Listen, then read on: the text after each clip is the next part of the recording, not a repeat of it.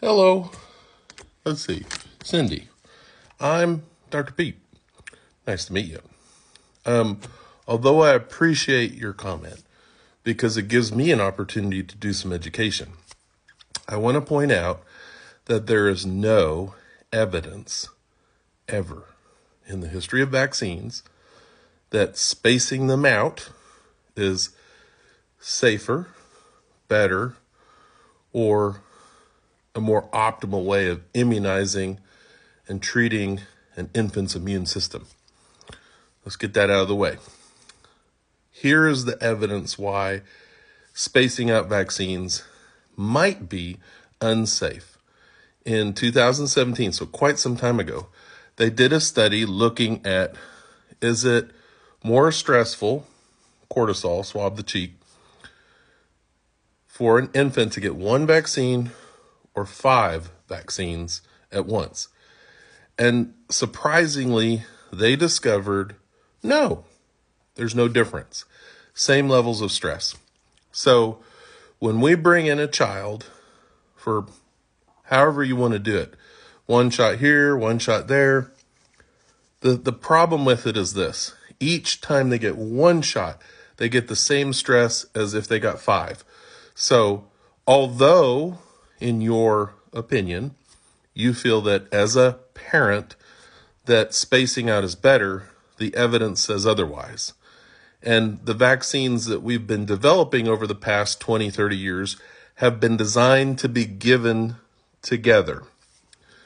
In my practice, I do not give 16 vaccines before the age of 6 weeks old. In fact, I give one vaccine at birth, maybe a second monoclonal antibody called Beyfortus for RSV protection shortly thereafter. So there's 2.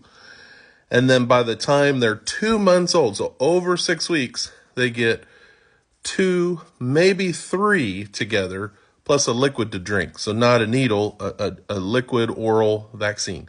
So I don't know where the 16 at once is coming from, because you must be breaking it down by the valencies. So there is a vaccine I give that has 15 valencies, meaning it teaches your body about one infection, but 15 versions.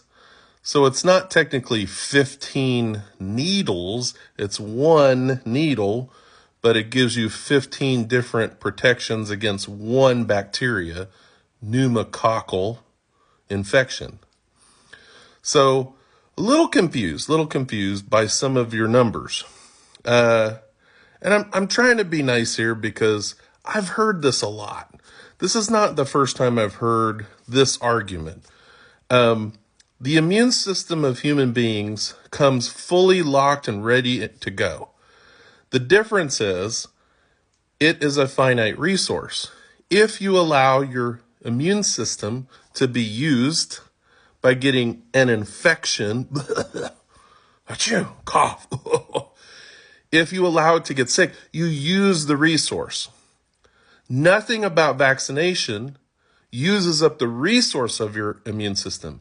It gives your immune system a little tiny piece of protein to say, what's this? I don't like this. Let's get rid of this.